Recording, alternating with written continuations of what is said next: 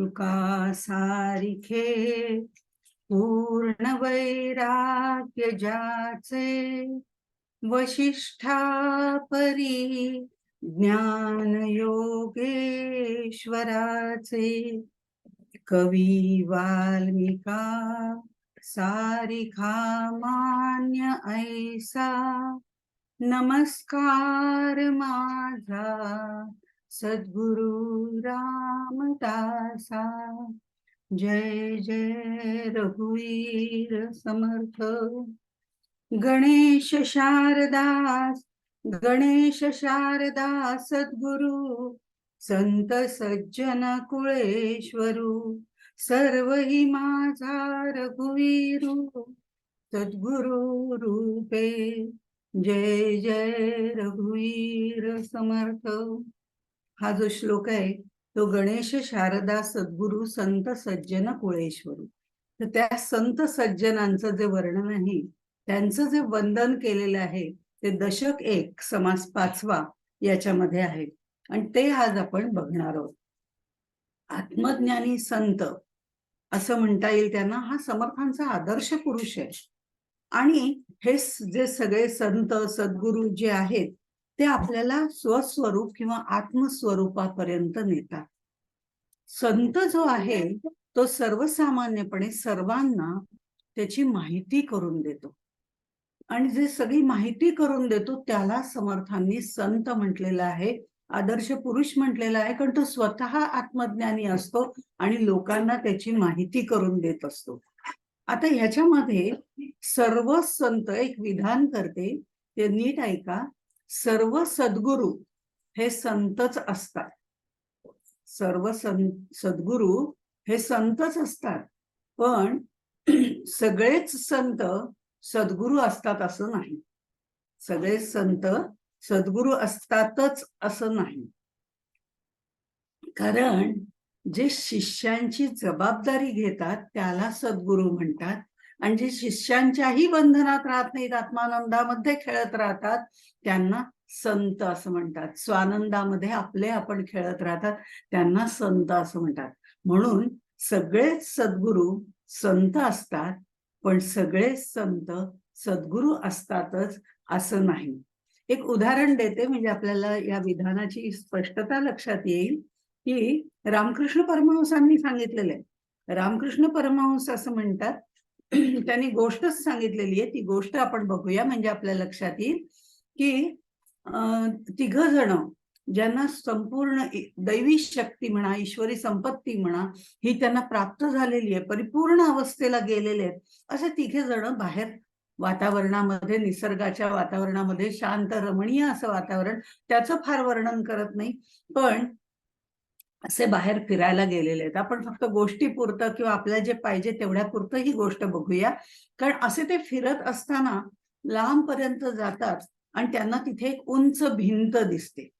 खूप उंच भिंत आहे आणि मग हे सगळे म्हणतात, एवढी इथे भिंत का घातलेली आहे, काय आहे इथे?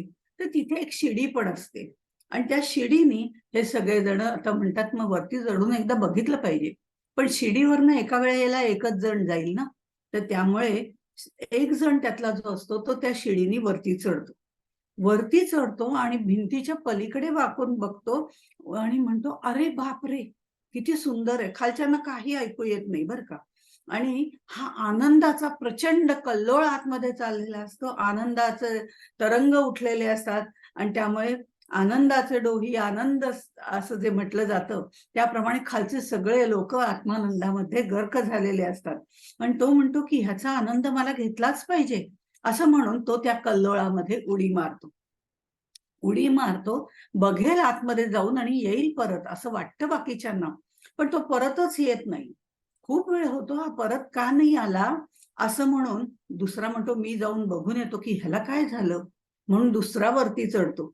दुसरा वरती चढतो, तोही पलीकडे बघतो की अरे बापरे, केवढा आनंद इथे चाललेला आहे, सगळा ब्रह्मानंद आहे आणि आपला जो मित्र आहे तोही खालीच आहे, तिथे त्या आनंदात डुबून गेलेला आहे.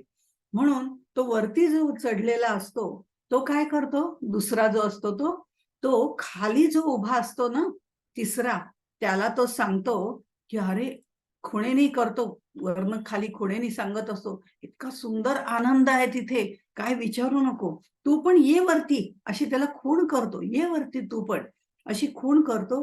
आणि तोही तिथे आतमध्ये जातो, तो ब्रह्मानंदामध्ये डोलत राहतो आणि तोही वरती येत नाही. मग तिसरा जो आहे तो शिडीनी वरती जातो, कारण त्यांनी आपल्याला खुणावलंय की इथे आनंद आहे, तू पण ये असं सांगितलंय, त्या अर्थी काहीतरी तिथे विशेष आहे. म्हणून तो तिसरा जो आहे तोही त्याच शिडीनी वरती चढतो. तोही बघतो केवढा आनंदाचा कल्लोळ आहे, सगळेजण भारावून गेलेले आहेत, आपल्याच आनंदामध्ये मग्न आहेत आणि आता आपल्याला पण हे प्राप्त झालंच पाहिजे असं त्यालाही वाटायला लागतं. आणि हे प्राप्त करायचं, पण त्या क्षणी तो आता खाली कोणी नाहीये हे त्याच्या लक्षात येतं.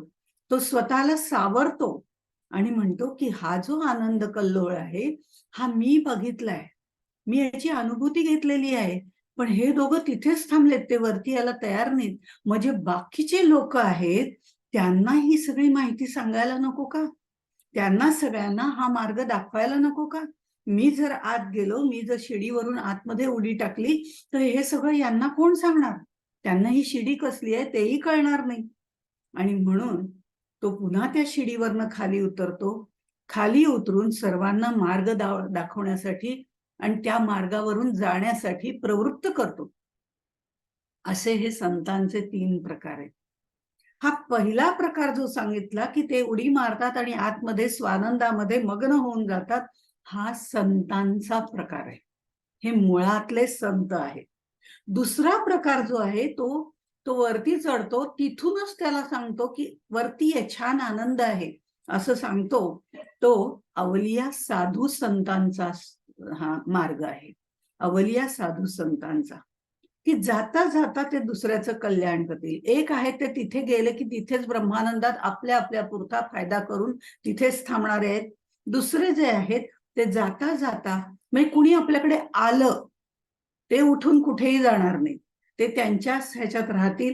पण कोणी जर जाता जाता आपल्याकडे आलं तर दुसऱ्याचं कल्याण करतील, खुणेचा मार्ग त्यांना सांगतील, तो गेला तर ठीक आहे, नाही गेला तर त्याचं त्याला, असं तऱ्हेने थोडं अलिप्त राहणारे पण मार्ग दाखवणारे, पण कुठेही जाऊन मार्ग दाखवणार नाहीत, तर ते आपल्याकडे येणाऱ्याला मार्ग दाखवणारे आहेत. हा दुसरा अवलिया साधू संतांचा प्रकार आहे. आणि तिसरा जो आहे तो सद्गुरु संतांचा प्रकार आहे. जगाच्या कल्याणा संतांच्या विभूती, त्यांना हात धरून ते म्हणतील, अरे मी पाहिलंय, तू चल तिकडे, तू त्या मार्गाने चल, असं म्हणून त्यांना बद्ध मुमुक्षु साधक सिद्ध या मार्गावरनं जाताना मदत करणारे, किंबहुना सिद्धत्वापर्यंत संत मार्गाने आल्यानंतर सद्गुरुचरणी त्यांना पोहोचवणारे, शहाणे करावे जन पतित करावे पावन, या पद्धतीने त्यांना तिथपर्यंत नेणारे आणि सगळ्यांना त्याचा आत्मानंद उपभोगता यावा म्हणून सगळीकडे फिरणारे आणि त्यांच्या ह्याच्यात जे येणारे आहेत असे शोधून काढून त्या सर्व म्हणजे मानव जातीला उद्धारात्मक नेणारे असे जे आहेत ते तिसरे सद्गुरु संत आहेत. त्यामुळे हे जे शिष्याची जबाबदारी घेतात ते सद्गुरु असतात आणि जे शिष्याच्याही बंधनात पडत नाही, स्वानंदामध्ये मग्न असतात, ते संत असतात. आणि म्हणून त्या संतांचं वर्णन इथे समर्थांनी संत स्तवन मध्ये केलेलं आहे. हे सर्वांसाठी चांगलेच असतात, सर्वांसाठी समत्व बुद्धीने वागणारे असतात आणि म्हणून सद्गुरूपर्यंत पोहोचवण्याचं काम हे करतात. सद्गुरू पुढे नेण्याचं काम करतो परब्रह्मापर्यंत. पण सद्गुरूपर्यंत कोण नेतं? तर सद्गुरूपर्यंत नेणारे हे असे देशोदेशी पर्यटन करणारे, पर्यटन म्हणजे त्या गोष्ट सर्वांना सांगण्यासाठी फिरणारे, ते अध्यात्म श्रवण करावं हे सांगण्यासाठी फिरणारे असे जे आहेत ते हे संत जे आहेत त्यांच्या संतांचं वर्णन त्यांनी केलंय. खरं म्हणजे आत्मस्वरूप कसं आहे हे जाणण्याची, त्याच्या प्रवासाची सुरुवात कशी करायची ते दाखवण्याचं कार्य हे करत असतात. तो संत सहवास समर्थाने सांगितलेला आहे, सदा संगती सज्जनांची धरावी. सामान्य माणूस जो आहे तो देहभावनेवर राहत असतो आणि संत सद्गुरूप्रमाणेच आत्मभावनेवर राहत असतात. ऋषी मुनी हे संतच होते, ते उपदेश करताना सर्व समाजाला समोर ठेवून उपदेश करत असतात आणि सद्गुरू सुद्धा सर्व समाजाला समोर ठेवून उपदेश करतातच, ग्रंथाद्वारे करतात, स्वतः प्रवचनाद्वारे करतात, हे सगळं करतच असतात. पण सद्गुरू शिष्याला स्वतंत्र वैयक्तिक गुरुमंत्र सुद्धा देतो आणि त्याच्या हाताला धरून त्याला हा प्रवास कसा सुखकर होईल ते पाहत असतो. संत सज्जनांच्या सहवासामुळे बद्ध मुमुक्षु साधक सिद्ध हा प्रवास करता येतो आणि सद्गुरूंपर्यंत पोहोचता येतो. आपण जेव्हा हा प्रवास करायला लागतो तेव्हा त्याच्या कुवतीप्रमाणे त्याला सद्गुरू भेटतो आणि तो सद्गुरू त्याला मोक्षापर्यंत नेतो. आणि मोक्षापर्यंत नेल्यानंतर सुद्धा सद्गुरू चांद्रशाखा न्यायाप्रमाणे त्याला तो मार्ग दाखवतो, पण अनुभूती मात्र ज्याची त्यालाच घ्यावी लागते. पण सद्गुरू त्याच्यासाठी हात धरतो आणि तो बोध करतो, तो यथार्थ बोध अत्यंत महत्वाचा असतो. म्हणून सद्गुरूपर्यंत जो आपल्याला नेऊन पोहोचवतो अशा संतांचं वर्णन इथे केलेलं आहे. आणि म्हणून एका ठिकाणी मी एक वाक्य वाचलं होतं, ते जरा उद्धृत करते इथे की नातेवाईक जे असतात, म्हणजे वाईट कुणाला म्हणत नाही, सगळे चांगलेच असतात आपले नातेवाईक, पण नातेवाईक जे असतात ते झोपेची गोळी आहेत. नातेवाईक झोपेची गोळी आहेत आणि संत हे गजराचं घड्याळ आहे. कसं, नातेवाईक हे झोपेची गोळी आहेत, कारण नातेवाईक आमचा अहंकार वाढवत असतात. वाह, काय सुंदर दिसतेस तू, वाह, आज अगदी हे तुझ्या घरातलं खूपच छान आहे, अमकं कसं अगदी तुझं मस्त असतं, असं करतात आणि आपल्याला वाटतं वाह, माझ्यासारखी मीच, आता दुसरं कोणी नाहीच. हा अहंता, अहंकार, दर्प असं आपला वाढवण्याचं काम म्हणजे झोपेच्या गोळीचं काम ते आपल्याला करत असतं. आपण आपल्या अहंकारामध्ये मग्न होतो, पण हा अहंकार हाच परमार्थाचा पहिला मोठा अडसर आहे हे सांगणारं संत हे गजराचं घड्याळ आहे. संत आपल्या अहंकारावरच आघात करतात आणि म्हणतात, उठ, काही काय, कशातही काय अडकून पडलीस, या अहंकारामुळे तुला परमार्थ कधीच मिळणार नाही, तो अहंकार जरा बाजूला ठेव आणि मी हा गजर लावलाय तो लक्षात घे, आता उठ, जागे, उत्तिष्ठ, जाग्रत, असं ते संत आपल्याला सांगतात. त्या संतांचं वर्णन इथे केलेलं आहे. ते वर्णन करताना पहिल्या ओळीमध्ये असं म्हणतात, आता वंदिन सज्जन जे परमार्थाचे अधिष्ठान, जयाचे निगुह्य ज्ञान, प्रगटे जनी श्रीराम. त्यांना परमार्थाचं अधिष्ठान असं म्हटलेलं आहे. एखादं कार्य, सत्कर्म करायचं असेल तर आपण गणेशाचं अधिष्ठान ठेवतो आणि गणेशाचं अधिष्ठान ठेवतो निर्विघ्नपणे सगळं पार पडो म्हणून. तसं परमार्थ मार्गाला जायचं असेल तर संत हे त्याचं अधिष्ठान आहे, परमार्थ मार्गाचं अधिष्ठान आहे. कारण परमश्रेष्ठ, परम म्हणजे श्रेष्ठ असा जो अर्थ आहे, हेतू जो आहे आपला, परमश्रेष्ठ हेतू काय आहे जीवनाचा, आध्यात्मिक दृष्टिकोनातून आपण बोलतोय, तर तो आत्मस्वरूप पाहणे हा आहे. आणि जर ते आत्मस्वरूप पाहायचं असेल, हा जर श्रेष्ठ अर्थ आपल्याला पाहायचा असेल तर त्याच्यासाठी आपल्याला संतांची गरज असते. बघा, समर्थांनी सुद्धा मनाच्या श्लोकामध्ये सत्संगाचं महत्व वर्णन केलेलं आहे. 146 ते 150 किंवा 163 ते 167 ह्या ओव्यास हे श्लोक आपण पाहिले की लक्षात येतं त्याने संतांच्या सहवासाची आवश्यकता काय याच्याबद्दल ते त्याच्यामध्ये लिहितात. मना संत आनंद शोधोनी पाहे किंवा सदा संगती सज्जनांची धरावी असं ते आपल्याला सांगतात. आणि मग इथे समर्थ म्हणतात, जयाचे निगुह्य ज्ञान प्रगटे जनी. हे जे गुह्यात गुह्य असं ज्ञान आहे, जे आत्मज्ञान आहे, ते आपल्याला त्यांच्यामुळे समजते. मी त्यांच्यामुळे होते असं म्हणत नाही, त्यांच्यामुळे समजते असं म्हटलं. कारण जे दृष्टीला अगोचर आहे असं ते ब्रह्म कसं आहे हे समर्थांनी तर इथे सांगितलेलं आहेच, पण ते ज्ञान अत्यंत सूक्ष्म आहे. जेथे आक्षेप आटले, जेणे प्रयत्न प्रस्तावले, जेथे तर्क मंदावले, तर्किता निज वस्तुशी, असं 9व्या ओवीमध्ये त्यांनी म्हटलंय. जेथे आक्षेप, आटले. तिथे काही आक्षेपच घेण्यासारखं काही उरत नाही. प्रयत्न पस्तावले.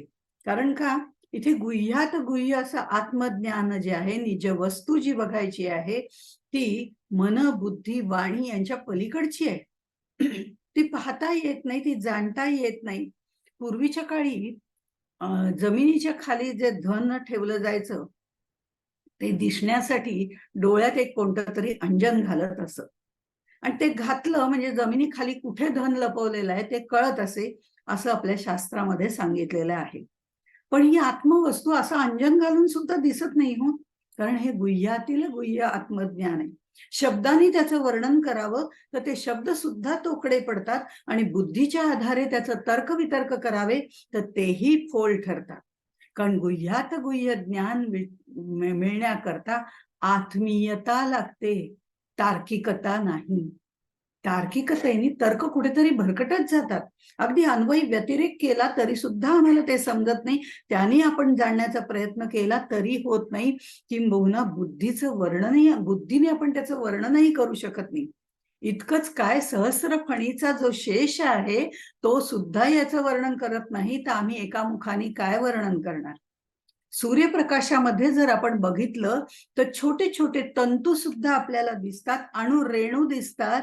पण अणुरेणूहून थोकडा तुका झाला आकाशा एवढा, असं भूमात भूमा आणि सूक्ष्मात सूक्ष्म असं हे परब्रह्म तत्व जे आहे, ते आत्मवस्तू जी आहे ती आपल्याला दिसत नाही. म्हणजे गुह्यात गुह्य ज्ञान मिळवण्यासाठी आत्मीयता पाहिजे, हे ठीक आहे.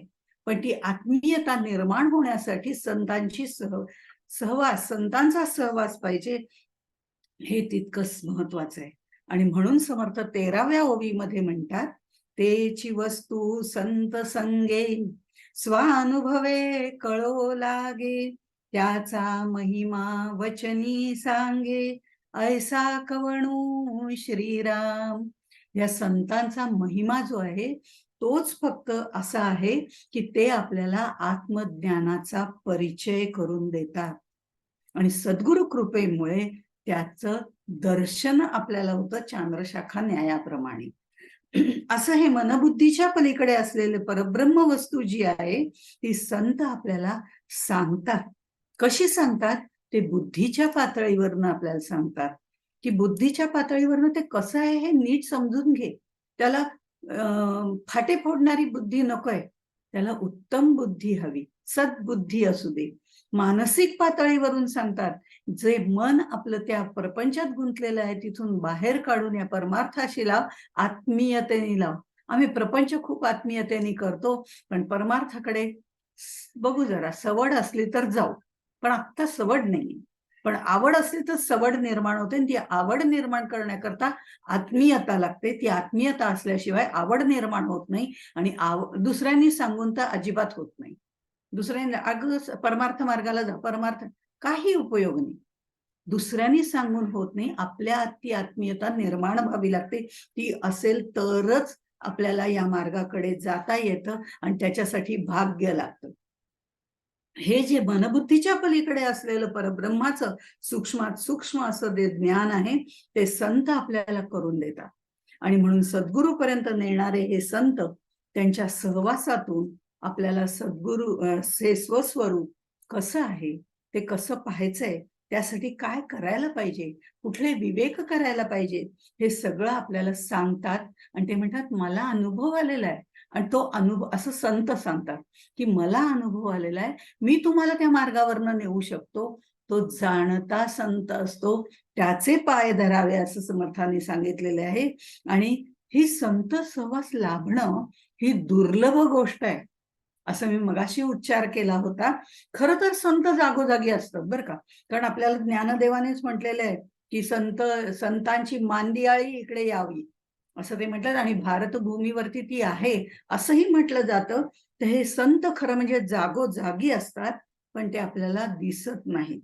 बरं, दिसले तर ओळखता येत नाहीत, ओळखले तर भेटता येत नाही, भेटले तर त्यांचा सहवास मिळत नाही.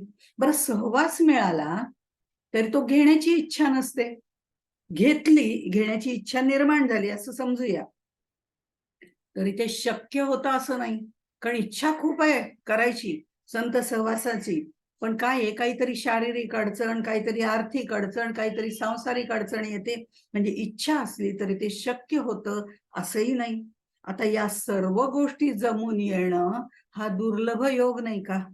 त्यामुळे हा योग ज्याला साधतो, जोडून देतो, आपल्याला संतांशी जोडून देण्याचा जो योग आहे, तो जो योग आहे, तो योग ज्याला साधतो तो भाग्यवान असतो. तो भाग्यवान असतो. माझीच एक गोष्ट सांगते, म्हणजे आपल्या लक्षात येईल.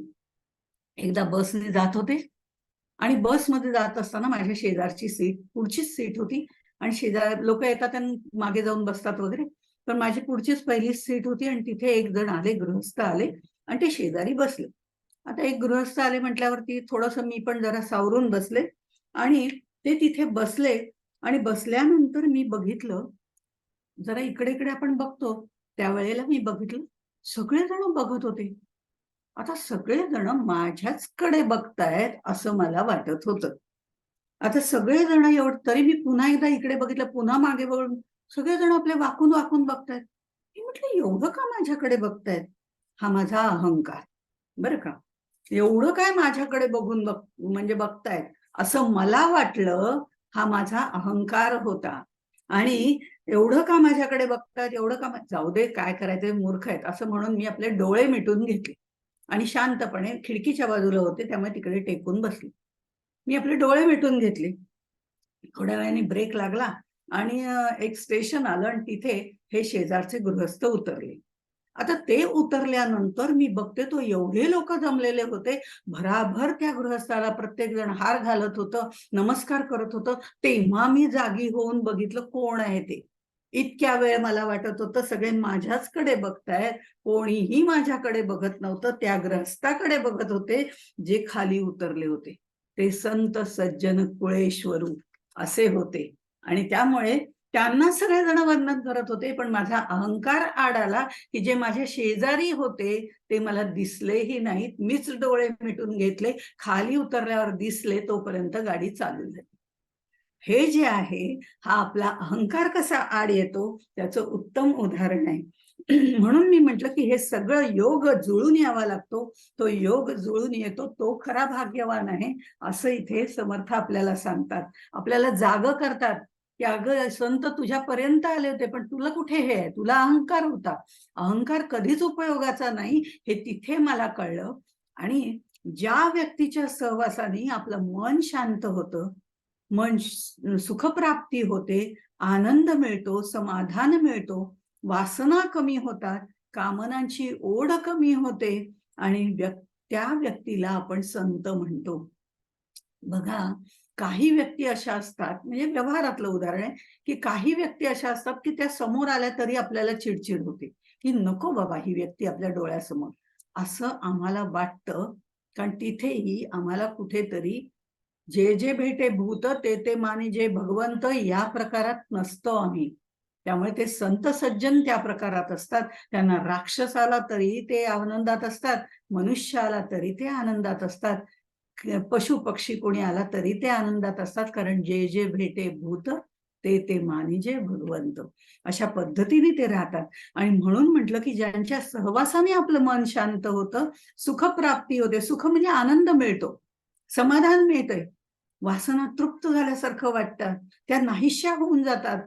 कारण वास करते ती वासना, तीच नाहीशी होऊन जाते. असे करी वृत्ती संत, तो संत जाणा, असं समर्थाने म्हटलेलं आहे मनाच्या श्लोकामध्ये. करी वृत्ती संत, आपली वृत्ती शांत करून टाकतो तो संत असतो. आणि मग त्या संतांचं वर्णन करताना समर्थ 16व्या 17व्या ओळीमध्ये म्हणतात, संत आनंदाचे स्थळ, संत सुखचे केवळ, नाना संतोषाचे मूळ ते हे संत. संत विश्रांतीची विश्रांती, संत तृप्तीची निज तृप्ती, ना तरी भक्तीची फळश्रुती, ते हे संत श्रीराम. संत सुखरूप असतात, सुख दुःखाच्या पलीकडे असतात, आनंद रूप असतात. कारण ते सच्चिद आनंद त्यांच्यामध्ये स्थिरावलेलं असतं. मन शुद्ध असल्यामुळे त्याच्यामध्ये ते परब्रह्म तत्व स्थिरावलेलं असतं. संत आनंदाचे स्थळ, संत संतोषाचे मूळ. आता संतोष, आनंद या सगळ्या गोष्टी चिंता नसल्या की आपोआपच निर्माण होतात. आणि आपण आनंदी असू तर दुसऱ्याला आनंद देऊ शकतो. आपण आनंदी नसलो तर दुसऱ्यालाही आपल्या बरोबर आपण दुःखात खेचतो. त्यामुळे संत आनंदाचे स्थळ असं म्हटलेलं आहे. आणि मागे आपण पाहिलं होतं की सद्गुरूला चिंतामणी म्हणायची काही गरजच नाहीये, कारण तिथे दुःख चिंता नाहीच आहे. ज्याला चिंता असते त्याला चिंतामणीची गरज आहे. पण सद्गुरूला चिंतामणीची उपमाही देता येत नाही, कारण तिथे दुःख नसतंच, तो आनंद रूपच असतो. आनंद रूप सच्चिद आनंद स्वरूप असतो. तसे हे संत असतात. आणि ज्याला काळजी असते ना त्याला चिंता असते. आणि जो काळाच्या मर्यादेत राहतो तो, किंवा ज्याला काळासमोर जो सतत जी जी करत राहतो, ऍक्सेप्ट करत राहतो, त्याला काळजी असते. काळाच्या समोर जी जी करणारा तो काळजी करणारा असतो. त्यांना गरज असते. काल काय झालं याचं दुःख करणारा आणि उद्याची चिंता करणारा असा हा काळजीत राहणारा, काळासमोर जी जी करणारा असतो. पण संत अहंकार रहित असतात. वर्तमानात राहतात. ते काल झालं ते झालं असं म्हणून सोडून देतात आणि उद्या काय होणार आहे त्याची आत्ता कशाला काळजी करायची असा विचार करतात, कारण उद्या कुणी पाहिलंय. पण आम्ही उद्यापेक्षा त्याच्याही पुढचे बेत करून ठेवतो. हेही तितकंच व्यावहारिक दृष्टिकोनातनं ते ठीक आहे. पण पारमार्थिक दृष्टिकोनात संतांच्या भूमिकेवरनं पाहिलं तर त्यांना काळजी नसते, कारण ते काल काय घडलं त्याचं दुःख करत नाहीत आणि उद्या काय घडणार आहे याची काळजी करत नाहीत. ते नेहमी वर्तमानात असतात. बरं, वर्तमानात राहताना सुद्धा ते कसं राहतात? सुखदुःख समे कृत्वा लाभा लाभो जया जयू ही वृत्ती त्यांची असते. त्यामुळे त्यांच्यामध्ये द्वैत नसतं. जे जे भेटे भूत ते मानिजे भगवंत ही पण वृत्ती असते. त्यामुळे सगळेच भगवंत, तू भगवंत, मी भगवंत, आम्ही भगवंत, तुम्ही भगवंत हे जर असेल तर तिथे द्वैतच राहत नाही. द्वैतामध्ये भय असतं. माझ्यापेक्षा कोणी पुढे जाईल का? माझ्यापेक्षा कोणी सुंदर आहे का? हे द्वैतामध्ये असतं. जिथे द्वैतच नाही तिथे काही दुःख भय राहतच नाही, तर सर्वत्र तोच पसरलेला आहे. आणि म्हणून आपण नेहमी उदाहरण देतो, ते म्हणतो आपण, तुकाराम महाराज म्हणतात, बरे झाले देवा कर्कशा दिली. आणि इकडे एकनाथ महाराज म्हणतात, बरे झाले देवा गृहिणी दिली. तुकाराम महाराज म्हणतात, बरे झाले देवा कर्कशा दिली, ती कर्कशा दिल्यामुळे मी प्रपंचातनं पटकन बाहेर पडलो. अरे बापरे. आणि इकडे तर एकनाथ महाराज म्हणतात, बरं झालं देवा, ही अशी सहचारिणी दिलीस, त्यामुळे मला परमार्थ मार्ग सोपा झाला. हा त्यांचा विचार, हा यांचा विचार. पण आपल्या दृष्टीने कर्कशा बायको आणि चांगली बायको केवढा फरक आहे व्यावहारिक दृष्टिकोनातनं. पण इथे हे सुख दुःख समय कृत्वा जे आपल्याला मिळालंय त्यातनं आपल्याला फक्त आनंद प्राप्ती करायचे. दुःख आलं असेल तर तो पुढची संधी आहे या दृष्टिकोनातनं त्याच्याकडे बघायचंय. आणि आणखीन एक गोष्ट आहे, हेही दिवस जातील. हा मंत्र लक्षात ठेवायचाय. आपण खूप दुःखात आहोत, खूप दुःखात आहोत म्हणून रडतच राहायचंय का? हेही दिवस जातील. म्हणजे ह्यातून आपल्याला काहीतरी शिकायला मिळतंय. हा दृष्टिकोन ठेवला की दुःख आपोआपच कमी होतं. माणसं ओळखता येतात दुःखामध्ये, बाकीची गोष्टी ओळखता येतात. कोण आपल्याला फक्त आपल्याकडनं घेण्यासाठी येतंय तेही आपल्या लक्षात येतं, आणि कोण आपल्याला देण्यासाठी येतंय हेही लक्षात येतं. त्यामुळे दुःखात सुद्धा आपल्याला अनुभव उत्तम मिळतात. म्हणून दुःख असलं तरी हेही दिवस जातील असं म्हणावं. आणि सुख असलं तर आम्ही लगेच एवढ्या आनंदात असतो की आज मैं ऊपर आज मैं नीचे वगैरे वगैरे म्हणायला सुरुवात करतो. पण त्याची आवश्यकता नाही. आज मैं ऊपर म्हणजे आम्ही हवेत तरंगायला लागतो की काय सुख माझ्या पदरी आहे. पण हेही दिवस जातील. हे सुख दुःख समय कृत्वा लाभा लाभो जया जयू या पद्धतीने केलं जातं. आणि ते संत आपल्याला शिकवत असतात, आपल्या कृतीतून शिकवत असतात. सांगायला कोणी येत नाही, तुम्ही असं करा तुम्ही तसं करा. आपल्या कृतीतून सांगतात, आपल्या ग्रंथामधून सांगतात आणि सर्वांना तो हितोपदेश करत असतात. मला वाटतं चिन्मयानंदांनीच असं म्हटलेलं आहे. त्यांनी एक संदेश दिलाय, तोही घेण्यासारखा आहे. ते म्हणतात, काहीही झालं ना तरी म्हणा तरी बरं. एवढीच 2 वाक्य म्हणजे म्हणा. खूप दुःख अंगावर आली किंवा एखादा अपघात झाला, खूप त्या अपघातामध्ये नुकसान झालं तरी बरं, हातपाय धड आहेत. केवढा रिलीफ आहे त्याच्यामध्ये. की हे हातपाय पुन्हा मिळायचे नाहीत, मिळालं तर ते कृत्रिम मिळतील, त्याच्यापेक्षा बरं ते बाकीचं जे काय झालं नुकसान, गाडीचं नुकसान झालं, अमक्याचं नुकसान झालं, तमक्या, ठीक आहे, काही हरकत नाही, हातपाय तर धड आहेत तरी बरं. यांनी आपल्या दुःखाला बराचसा रिलीफ मिळतो आणि त्यामुळे तेही महत्वाचं आहे असं चिन्मयानंद म्हणतात. त्यामुळे ह्या सगळे आदर्श जे आहेत ते संत आपल्याला आपल्या डोळ्यासमोर आपल्या कृतीतून देत असतात. म्हणून संत सहवास हा अत्यंत महत्वाचा आहे. आणि एकदा त्यांचे आचार विचार आपण आत्मसात केले की आपोआपच आपलं आचरण बदलतं आणि आपल्याला भक्ती मार्गाकडे ते नेतात. भक्ती मार्ग म्हणजे फक्त देवदेव करणं नाहीये. भक्ती मार्ग म्हणजे आपल्या आचरणात सुधारणा करणं, समत्व बुद्धीने सर्वत्र पाहणं आणि कुठेतरी आपण या सगळ्यातनं बाहेर पडून दुसऱ्याला आनंद देणं हे सुद्धा भक्तीच आहे. त्यामुळे दुसऱ्याला आनंद देणं भक्ती म्हणजे प्रेम. आणि भक्ती हा 9वा रस नाहीये, हा 10वा रस आहे.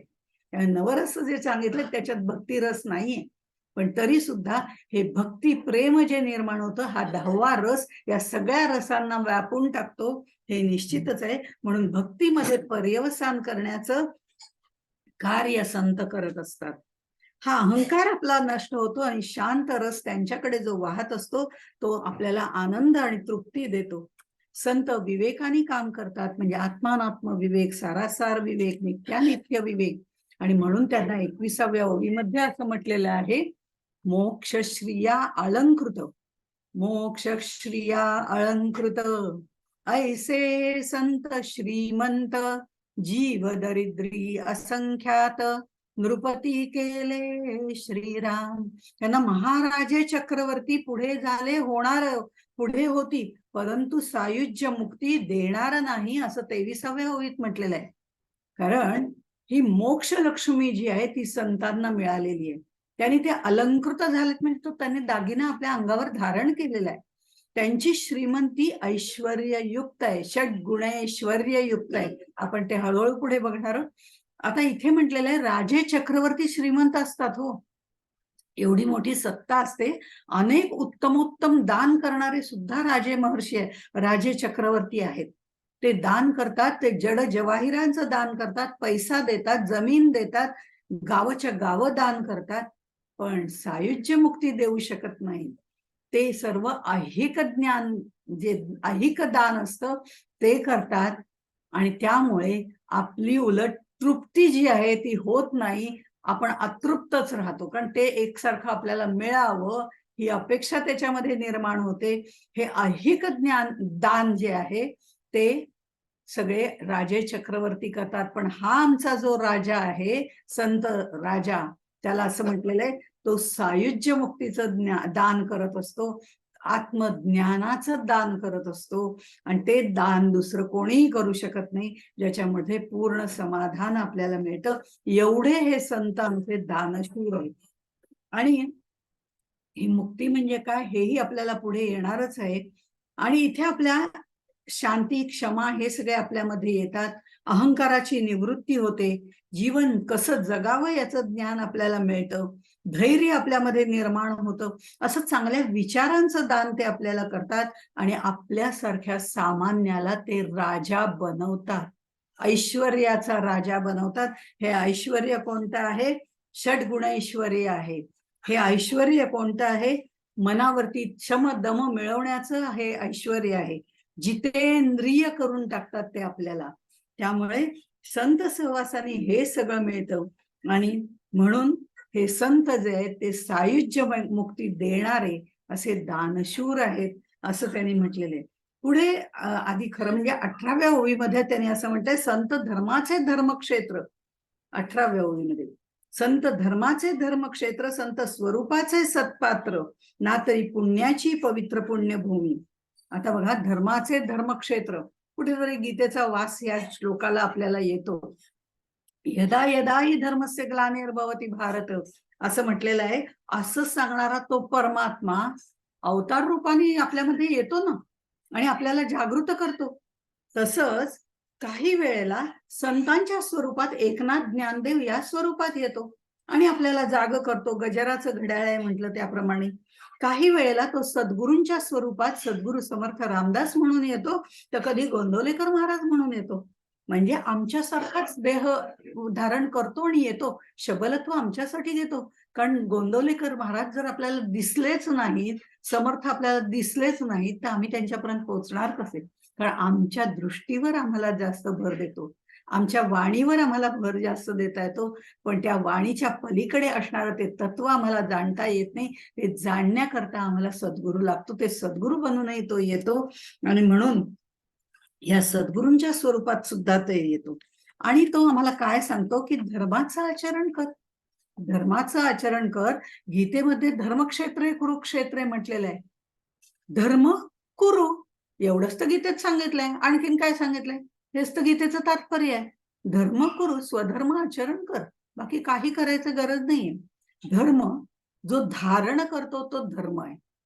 धर्म वेगळा, जात वेगळी, हे लक्षात ठेवायचं. त्याचाही उहापोह पुढे येईल. पण धर्म म्हणजे जो धारण करायचा, आपला स्वधर्म काय, आता आपलं कर्तव्य काय, ते स्वधर्म जे आहे तो करायचंय.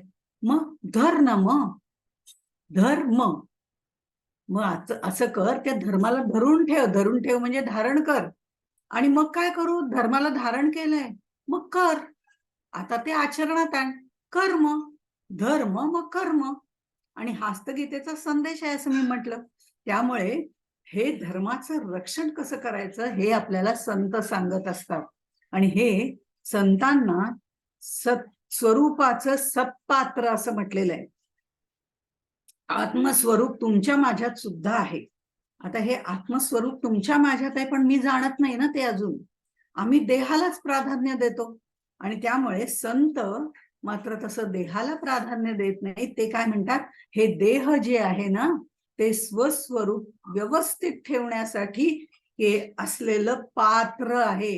एखादा भांड्यामध्ये पदार्थ ठेवावा, भांड्याला महत्व नाही, पदार्थात काय आहे त्याला महत्व आहे. आणि त्यामुळे हे सत्पात्र आपलं असायला पाहिजे. हे शरीर जे आपण आहे, ज्याच्यामध्ये आपण आत्मतत्व धारण केलंय, ते सत्पात्र असणं आवश्यक आहे. ते सत्पात्र करून घेणं हे संतांचं काम आहे.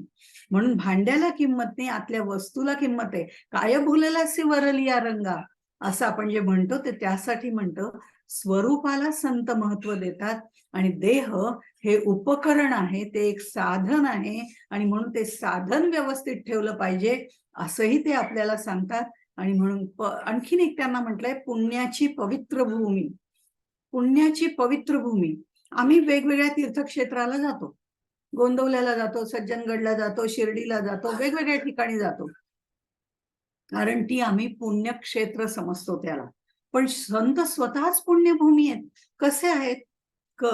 संत जिथे जातात, जिथे कार्य करतात, तिथे तीर्थक्षेत्र निर्माण होतं, असं संतांचं महत्व आहे. संतांच्या जन्मापेक्षा संतांच्या पुण्यतिथीला जास्त महत्व आहे. त्याचं कारण त्यांनी तिथे ते कार्य केलेलं असतं, म्हणून ते संत पदाला पोचलेले असतात. आणि ते जिथे कार्य करतात ते तीर्थक्षेत्र होतं. म्हणून आम्ही गोंदवल्याला जातो, कारण ती त्यांचं कार्यक्षेत्र आहे.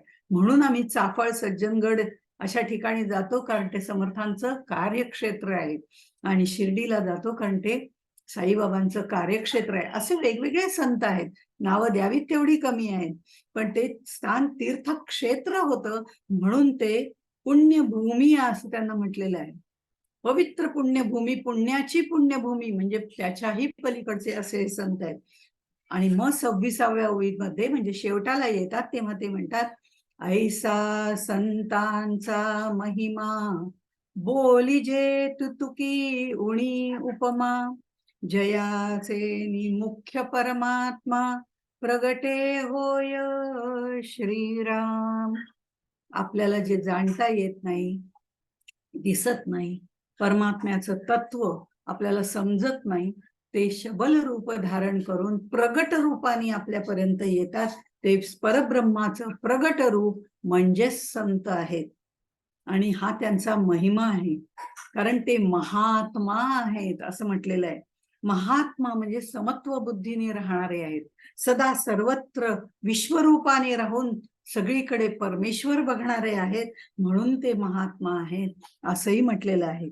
आपण जर हा दशक वाचला, वाचताना सुरुवातीला जर प्रस्तावना वाचली, तर प्रस्तावना नेहमी वाचून मगच सुरुवात करावी असं मी अनेक वेळा सांगते, कारण प्रस्तावनेमध्ये बऱ्याचशा गोष्टी समासात काय सांगितले त्याची उकल होते. आणि महात्मा याची व्याख्या त्या प्रस्तावनेमध्ये दिलेली आहे, त्याचा विचार आपण जरूर करावा. आता आपण पुढच्या श्रोते जनस्तवन हाही 23 ओव्यांचाच आहे. शक्य झालं तर पूर्ण करूया. 6वा समास आहे. आपण पहिला दशक बघतोय, त्यातला 6वा समास आहे. थोडीशी याची रूपरेषा सांगते की पहिला दशक जो आहे, जो आपण पाहत आहोत, तो नित्याचा दशक आहे आणि दुसरा दशक अनित्याचा दशक आहे. आणि या दशक म्हणजे नित्य अनित्य विचार हा त्यांनी 1 आणि 2 मध्ये मांडलेला आहे. आणि साधन चतुष्टय जे आहे, जे आपल्याला परमार्थ मार्गावर जाण्याकरता अत्यंत महत्वाचं आहे, ते साधन चतुष्टय जे आहे ते आपल्यामध्ये बिंबवण्यासाठी, आपल्यामध्ये निर्माण करण्यासाठी हे पहिले दशक सांगितलेले आहे. त्यामुळे नित्याचा दशक त्यांनी आपल्याला सांगितलंय आणि त्याच्यामधलं गणेश, शारदा, सद्गुरु, संत हे आपण पाहिले. ते नित्य आहेत, हे आम्हाला मान्य आहे. पण श्रोते, कवेश्वर, सभा आणि परमार्थ हेही शाश्वत आहे का? तो हो, तेही शाश्वतच आहे, तेही नित्य आहे. कारण श्रोते उपनिषद काळापासून नाही आहेत आणि पुढेही असणार आहेत. इतकंच कशाला, व्यवहारात तर श्रोते भरपूर आपल्याला मिळतात, याव सांगणारे, त्याव सांगणारे.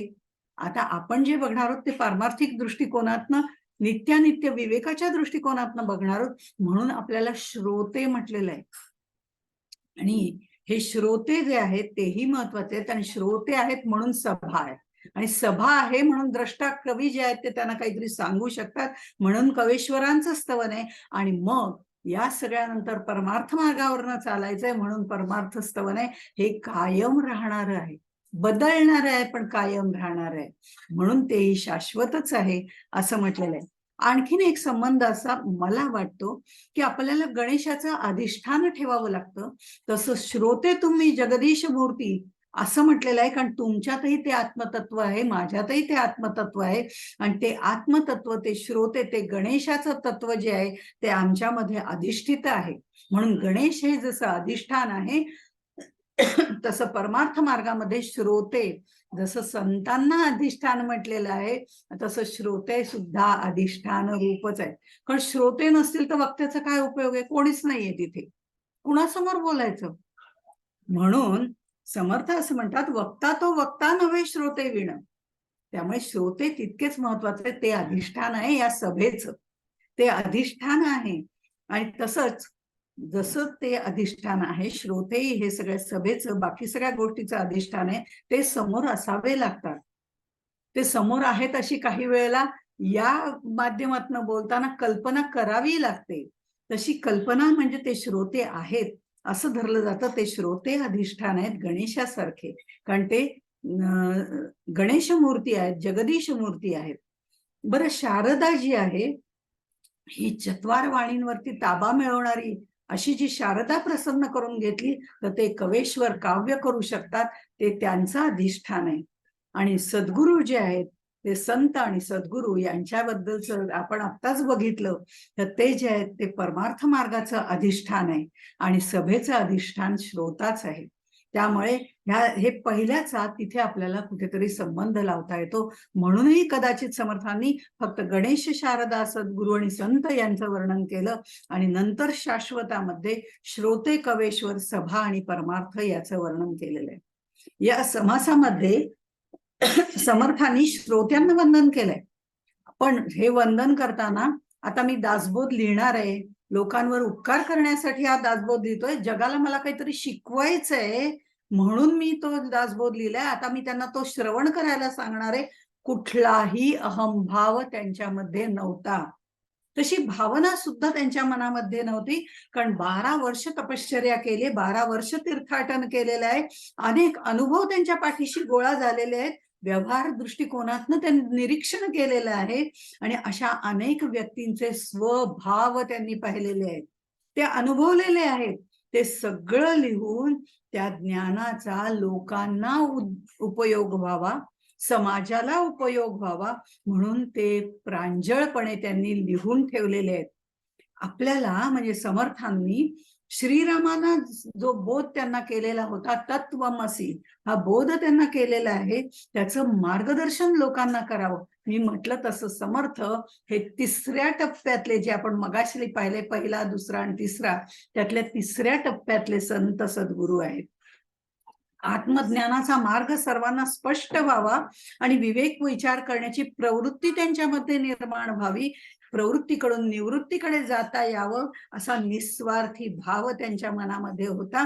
मी शहाणा हा अहंभाव नव्हता. मी सांगणारा कोणीतरी श्रेष्ठ आहे आणि ऐकणारे हे कनिष्ठ आहेत, हाही भाव नव्हता. तसा अहंभाव धरण्याची वक्त्यातला अजिबात गरज नाही, हे सांगणारे समर्थ आहेत. आणि म्हणूनही त्यांनी हा समास लिहिलाय. लिहिताना मात्र श्रोते जनस्तवन असं म्हटलेलं आहे. पण समर्थांना आपल्या व्यावहारिक भाषेमध्ये जर बोलायचं ठरवलं तर समर्थांना एका दगडात दोन पक्षी मारण्याची सवय आहे, ती आपल्याला पुढे दिसेलच. एका दगडात दोन पक्षी म्हणजे आधी ते काय म्हणतात की वक्ते तुम्ही किती श्रेष्ठ आहात, श्रोते तुम्ही श्रेष्ठ आहात, असं ते आपल्याला श्रोत्यांना सांगतात. ते दासबोध सांगतात, आपण सगळे ऐकतोय, तर ते आपल्याला सांगतात तुम्ही श्रेष्ठ आहात. आम्हाला लगेच वाटतं आम्ही काय श्रेष्ठ आहोत. हा इथे एक भाग झाला, म्हणजे अहंकार. दुसरं असं की ते वक्त्याला सांगतात, अरे श्रोता नसेल तर तुझा काही उपयोग नाही, म्हणजे तू अहंकार करू नकोस, कारण श्रोते जे तुझ्या समोर बसले ते अत्यंत विद्वान आहेत, हे लक्षात ठेव, आणि त्यांना तू सांगतोयस असा अभ्यास कर. अभ्यास हे प्रगट होतोय. पण म्हणून प्रत्येक वक्त्याला, माझ्यासारख्या वक्त्याला पूर्ण प्रगट होताही येत नाही. कदाचित ती आपली अभ्यासाची कुठेतरी कमतरता राहत असते. ते सद्गुरू आपल्याला प्रत्येक वेळेला जाणवून देत असतात. आणि म्हणून ते वक्त्याला सांगतात की मी श्रेष्ठ आणि ते कनिष्ठ हा भाव कधी असायलाच नको, हेही ते आपल्याला सांगतात. आता पहिल्या समासामध्ये आपण बघितलं होतं की समर्थ शिवथरगळीमध्ये बसलेले आहेत आणि सांगतायत, कल्याण स्वामी लिहितायत, त्यांच्या समोर अनेक प्रकारचे श्रोते बसलेले आहेत आणि ते श्रोते किती तोला मोलाचे आहेत याचं वर्णन त्यांनी केलेलं आहे. हे श्रोते समोर जे बसलेले आहेत, माझ्या समोर बसलेले श्रोते सुद्धा तेवढ्याच तोला मोलाचे आहेत. आणि हे सांगताना श्रोता कसा आदर्श असावा हे पण समासात त्यांनी वर्णन केलेलं आहे. त्याचबरोबर श्रोते हे परमेश्वराचं स्वरूप आहे. आत्मा नसेल तर देहाला महत्व नाही, कारण ते मृत होतं. तसं श्रोते नसतील तर वक्त्याला महत्व नाही, हेही ते आपल्याला सांगतात. आणि वक्त्याने श्रोत्याकडे कोणत्या भावनेने पाहावं याचा वस्तुपाठ ते आपल्या समोर ठेवतात. या समासात त्यांनी जे श्रोते सांगितलेले आहेत ते बुद्धीचे, म्हणजे वाचता वाचता आपल्याला समजेल, जवळजवळ 50-60 श्रोते सांगितलेले आहेत, कोणत्या कोणत्या प्रकारचे आहेत, आणि ते उत्तम प्रकारचे श्रोते आहेत. म्हणून मी म्हणते की माझ्या समोर बसलेले जे श्रोते आहेत ते या समासात सांगितले त्याप्रमाणे बसलेले श्रोते आहेत. त्यामुळे ते बुद्धीचे सागर आहेत, सत्वाचे आगर आहेत, सत्व गुण त्यांनी धारण केलेला आहे. ते ऋषेश्वर आहेत, वेदगर्भी असे त्रिकालज्ञ आहेत. त्यांनी वेदपठण, वेदाचं सुद्धा माहिती घेतलेली आहे. त्यांचं वर्गीकरण त्यांनी भक्त, ज्ञानी, संत, सज्जन असं केलेलं आहे. पण मुळात ते विरक्त आहेत, ते योगी आहेत, ते गुणसंपन्न आहेत, ते निराभिमानी पण आहेत. आणि असं हे सर्व वैरागर असं म्हटलेलं आहे. अध्यात्मातलं जे प्रगल्भता आहे, ते शब्द भांडार जे आहे ते त्यांच्या जवळ आहे, असंही सांगितलंय.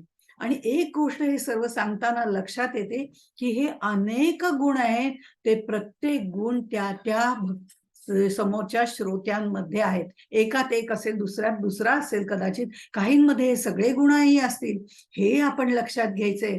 आणि हे लक्षात घेताना हे गुण म्हणजे ती विभूती त्यांच्यामध्ये आहे, आणि म्हणून ते जगदीश मूर्ती आहेत, हेही आपल्याला लक्षात घ्यायला पाहिजे. त्यांच्याकडे शब्दांचं भांडार विपुल असेल, कारण ते शब्द भांडाराची खाण त्यांना म्हटलेलं आहे.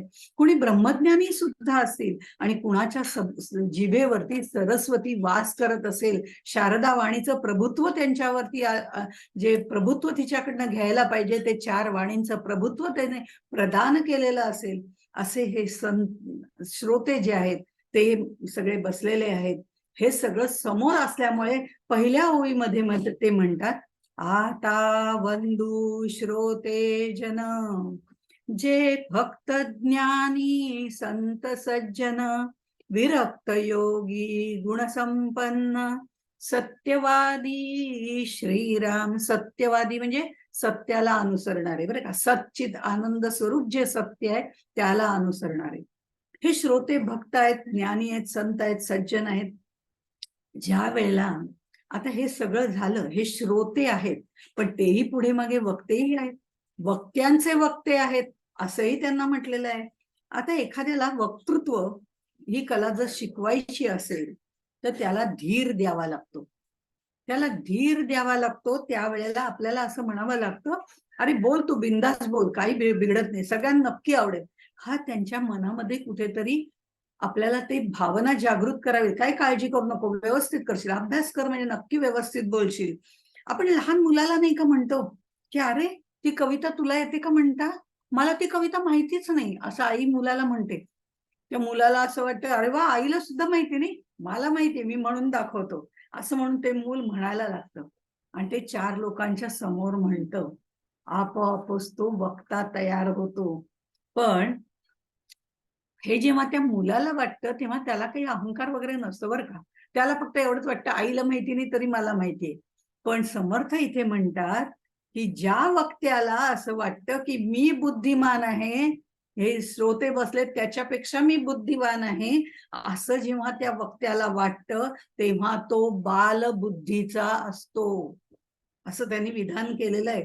अर्थात संत, आध्यात्मिक मनुष्य हे समजत नाहीत. संत हे आपल्याला समजावून सांगतात, पण आध्यात्मिक मार्गाला वळलेला बद्ध मुमुक्षू हे समजत नाही.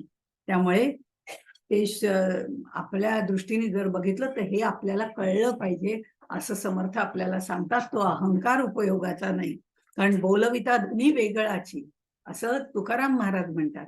या श्रोतांना ते वंदनीय समजतात आणि त्यामुळे ते वंदन करत असतात. तसंच ते म्हणताना 3ऱ्या ओळीत ते म्हणतात की नाना वृत्तांचे भोगते किंवा प्रसंगी वक्तयाचे वक्ते, नाना संशयाते छेदिते निश्चयी पुरुष.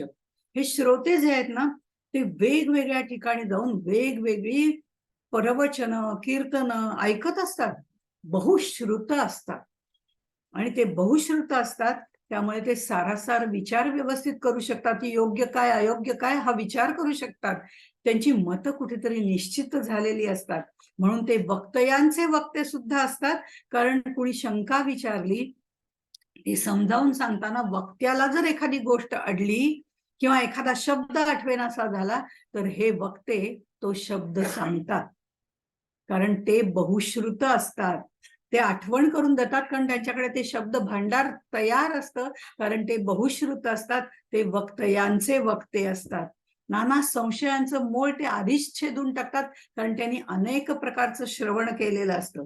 आणि ते पुढे जाऊन असं म्हणतात 9व्या ओळीमध्ये, त्यांचे दृष्टी खालून गेले असे काहीच नाही उरले, पदार्थ मात्राशी लक्षिले मने जयाच्या. बहुश्रुत असल्यामुळे त्यांनी ज्ञानेश्वरी वाचलेली आहे, उपनिषद वाचलेली आहेत, पंचदशी वाचलेली आहे, अमृतानुभव वाचलेला आहे, ते ऐकलेलं आहे, विवेक चूडामणी ऐकलेला आहे. अशा अनेक ग्रंथांचा, त्यांनी ग्रंथांची नावं द्यावी तेवढी कमी आहेत, अनेक ग्रंथांचा अनेक लोकांनी अभ्यास केलेला असतो. ही श्रवण भक्ती करण्यासाठी ते जातात, जी श्रवण भक्ती ही पहिला पाया आहे आणि म्हणून तो महत्वाचा आहे. समर्थ हाही आदर्श घालून देतात. बघा, ते श्रोते जे आहेत ना, ते असं सगळं ऐकणारे आहेत. ही श्रवण भक्ती महत्वाची आहे, ती वक्त्यांनी आधी करावी लागते. पण तेच काही वेळेला होऊ शकत नाही आणि वक्ता आपल्याच अहंकारामध्ये निघून जातो. पण त्यांना हे सगळं जे आहे, हा आदर्श त्यांनी घालून दिलाय वक्त्यासाठी आणि श्रोत्यासाठी, दोघांसाठी. इतका मोठेपणा ब्रह्मज्ञानी समर्थ श्रोत्यांना देतात, हेही आपल्या लक्षात घ्यावं लागतं.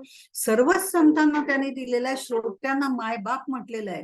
अहो, बालगंधर्व सुद्धा आपण व्यावहारिक दृष्टिकोनातनं बघितलं तर ते श्रोत्यांना किंवा जे बघायला येणारे असत नाटक, त्यांना मायबाप म्हणून नमस्कार करत असत.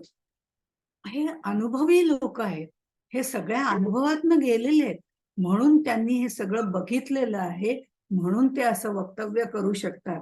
ज्ञानदेव सुद्धा म्हणतात, बाळक बापाची आहे ताटी, बाळक बापाची आहे ताटी रिघे, आपण आणि बापा तेच जेवू लागे. म्हणजे ज्ञानेश्वर महाराजांनी ही उपमा दिलेली आहे की लहान मुलाला आपला त्याचा जो बाप असतो, त्याचे जे वडील असतात, ताट ज्याला म्हटलं जातं ते मांडीवर घेऊन बसवतात आणि ताट वाढलेलं असतं, त्या ताटातूनच त्याला भरवत असतात. आणि त्यावेळेला खरं ते सर्व तृप्त असतात आणि त्याला भरवत असतात. त्याला भरवतानाही त्यांना आनंदच होत असतो, पण तरीही ते पिता रूपाने भरवत असतात. पण त्यांना बाजूला काढून हे बाळ जे असतं ना, ते म्हणतात आता मी तुम्हाला भरवतो, तुम्ही घास घ्या. म्हणून आपल्या बाळमुठींनी त्यांच्या तोंडात घास घालत असतो. हा त्याचा मोठेपणा जो आहे तोही समर्थ त्यांचा म्हणजे ज्ञानदेवांचा मोठेपणा आहे. त्यांनी नेहमी आपल्याकडे बाळपणच घेतलेलं आहे, म्हणून हा त्यांचा मोठेपणा आहे. पण ज्ञानेश्वर जे म्हणतात की हे सगळं जे मी भरवतोय ना, ते खरं म्हणजे माझं नाहीच आहे, मी लहानच आहे, मी बालमोठींनी भरवतोय. आणि म्हणून समर्थ सुद्धा इथे म्हणतात की सदा सेविती दिव्याने, 12व्या ओवीत त्यांनी म्हटलेलं आहे. थोड्या मी ओव्या पुढे मागे केलेत आपल्याला कळण्याच्या दृष्टिकोनातनं, आपल्यालाच आपले संदर्भ लावण्याच्या दृष्टिकोनातनं तुम्हाला मला हे उलगडण्याकरता. त्यामुळे 12व्या ओवीमध्ये ते म्हणतात सदा सेविती दिव्याने, पालटा कारणे अवेट अन्ने, तैसी माझी वचने पराकृते श्रीराम. तुम्ही सर्व श्रोते मोठमोठ्या व्याख्याताची व्याख्यानं ऐकताय, प्रवचन ऐकताय, संस्कृत प्रचुर व्याख्यान येतात. मला तर संस्कृतही येत नाही असं समर्थ म्हणाले असले तरी समर्थ त्यामध्ये प्रवीण होते, कारण त्यांनी सर्व संस्कृत ग्रंथ आधी वाचले होते, त्यांना संस्कृत निश्चितच येत होतं.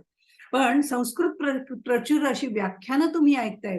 त्या काळामध्ये पंडित संस्कृत मधून व्याख्यान करत असत आणि समर्थांनी मात्र त्यावेळेला माय मराठीमध्ये ही सगळे ग्रंथ लिहिलेले आहेत. त्यांनी ते ऐकलेलं आहे, त्यांना ते कळत होतं, पण त्यांनी लिहिताना ती माय मराठीमध्ये लिहिलेली आहे. आणि ज्ञानदेवांचं तरी ठीक आहे, ज्ञानदेवांच्या काळी माझे मराठीची बोली असं म्हणताना ती मराठी शुद्ध तरी होती, पण समर्थांच्या वेळेला उर्दू प्रभाव भाषेचा जास्त होता, सर्वत्र उर्दूंचा प्रभाव जास्त होता. आसमानी सुलतानी संकट होतं, लोकांच्या बोलण्यात सुद्धा उर्दू शब्द येत होते आणि त्याचाही वापर समर्थांनी या दासबोधामध्ये केलेला आहे. त्यामुळे लोकांची अशी एक धारणा झाली होती, ते मराठी सुद्धा त्यांचं शुद्ध नाहीये. एक तर बोली भाषेत लिहिलंय, झाडी भाषेत लिहिलंय, काही काही ठिकाणी मुकुंद राजांचा प्रभाव होता ना त्यांच्यामध्ये, त्यामुळे झाडी भाषेत लिहिलेलं आहे. काही ठिकाणी त्यांनी ती भाषा उर्दू शब्द घातलेले आहेत, म्हणजे कितपत काय लिहिलंय कुणास ठाऊक. पण समर्थ म्हणतात या लोकांना संस्कृत प्रचुर, शुद्ध मराठीत ऐकण्याची ज्ञानेश्वरांपर्यंत थोडीशी सवय लागली होती. पण त्यामुळे संस्कृत प्रचुर ऐकण्याची सवय लागलेल्यांना हे बोलणं हीनपणाचं वाटत होतं. समर्थ म्हणतात उत्तम पक्वान्न आहे हे तुम्ही खाल्लेलंच आहे, आणि ते उत्तम पक्वान्न खाल्लंय तर काही वेळेला साधं पण जेवावं ना. रोज उत्तम पक्वान्न दिलं तर कधीतरी असं वाटतं ना की नको बाबा आज आता आपलं पिठलं भात बरा किंवा वरण भात बरा. का वाटतं? कारण रोजच उत्तम उत्तम जेवण जेवतोय, मसालेदार जेवण जेवतोय, तर कधीतरी असं वाटतं ना. मग ठीक आहे ना, तुम्ही तसं समजा की तुम्ही आतापर्यंत उत्तम उत्तम अन्न खाल्लंय, आता मी जे सांगणार आहे ना ते माय मराठीतलं साधं बोळं उर्दू भाषा मिश्रित असं काहीतरी मी सांगणार आहे. पण अवेटा कारणे असं म्हटलेलं आहे त्यांनी, तुम्हाला त्याचा वीट येऊ नये म्हणून मधून मधून वरण भात पण खात जा असं मी सांगते. बरं, चवी पालटी काळासाठी साधं अन्न खायला काय हरकत आहे? तुम्ही वडिलकीच्या नात्याने मी जे काही तुम्हाला भरवणार आहे, जे काही सांगणार आहे ते तुम्ही त्यामध्ये, कारण मला माहिती आहे, तुम्हाला प्रबंध माहिती आहेत, मुद्देसूद विचार कसे मांडायचे हे माहितीये, मला कदाचित ते जमणार नाही. गौल्यता त्यातली जी आहे, शब्द सामर्थ्य जे आहे ते तुम्हाला कदाचित त्यातलं सांगता येईल, मला येणार नाही. पण मला खात्री आहे हे साधं अन्न सुद्धा तुम्हाला आवडेल. आणि म्हणून त्यांनी हे सांगितलं, आणि सांगताना हे सांगितलंय कोणत्या भांड्यामध्ये मी देतोय. मी काही श्रीमंत नाहीये त्यांच्यासारखा चांदीच्या भांड्यातनं तुम्हाला द्यायला, पण माझ्याकडे जे पात्र आहेत, तांब्या पितळ्याचं पात्र आहे, त्यातनं तुम्हाला देतो. ते आतमध्ये काय आहे ते बघा, वरचं पात्र कसं आहे तेही बघू नका. व्युत्पत्ती नाही, कळा नाही, चातुर्य नाही, प्रबंध नाही, असं 15व्या ओवीमध्ये त्यांनी म्हटलेलं. माझ्याजवळ काही नाही, पण तरी मी तुम्हाला भरवणार आहे. कसं भरवणार आहे? बालकाच्या रूपाने तुम्हाला भरवणार आहे, तुम्ही तज्ञ आहातच. आणि म्हणून पुढे ते 13व्या ओळीमध्ये म्हणतात आपले शक्तीनुसार आपले शक्तीनुसार भावे भजावा परमेश्वर, परंतु पूजू नये हा विचार, कोठेच नाही श्रीराम. आपल्या भक्तीप्रमाणे आपल्या सामर्थ्याप्रमाणे आपली आपली उपासना करावी, पण करूच नये असं नाही ना. जसं मला चांगलं गाताच येत नाही, सुरामध्ये तर अजिबात गाता येत नाही, मान्य आहे, मला नाही येत. लताबाई खूप सुंदर गातात, अहो पंचम आहे त्यांच्या ह्याच्यामध्ये, पण म्हणून मी गायचंच नाही का? बाथरूम सॉन्ग गायला तर काय हरकत आहे, कोणी नको ऐकायला, आपलं आपल्याला ऐकायला काय हरकत आहे, असं आपण नाही का म्हणतो. म्हणजे आपल्या शक्तीप्रमाणे, आपल्या बुद्धीप्रमाणे, आपल्या मतीप्रमाणे परमेश्वर चिंतन करायला काय हरकत आहे. मला जसं जमतं तसं मी करीन. आपल्यासारख्या थोर श्रोत्यांप्रमाणे मला चिंतन करता येणार नाही म्हणून मी करूच नाही असं तर नव्हे ना. श्रीमंताची श्रीमंत पूजा देवाला आवडत असेल, पण मनोभावे केलेली गरिबाची पूजा सुद्धा देवाला आवडतच नाही असं नाही, तीही त्याला आवडतेच ना. करुणाष्टकामध्ये समर्थांनी म्हटलेलं आहे, तुझे प्रीतीचे दास निर्माण झाले, असंभाव्य ते कीर्ती बोलोन गेले, बहुधारणा थोर चक्कीत झालो, तुझा दास मी व्यर्थ जन्मास आलो. असं समर्थ म्हणतायत, ही त्यांची लीनता आहे, दीनता नाही. ते म्हणतात मला नाही तेवढं जमत आहे, पण तरी मी उपासना सोडणार नाही, मी ती करणार आहे, कारण मला माहितीये संत सज्जन माझ्या बरोबर आहेत आणि ते मला या मार्गावरून नेणार आहेत. असा हा सुंदर असा दासबोध आहे. आणि तो दासबोध आपण हे श्रोतेस्तवन आहे ते इथपर्यंत आपण पाहिलंय. त्यामुळे आता थोडस पुढचा जो भाग आहे तो आपण पुढच्या प्रवचनात बघू आणि आपण इथेच थांबू, कारण आम्हालाही हे माहिती आहे, तुझे प्रीतीचे दास निर्माण झाले, असंभाव्य ते कीर्ती बोलोन गेले. बहुधारणा, काय त्यांची धारणा आहे, काय शब्द भांडार आहे. थोर चक्कीत झालो, तुझा दास मी व्यर्थ जन्मास आलो. जय जय रघुवीर समर्थ.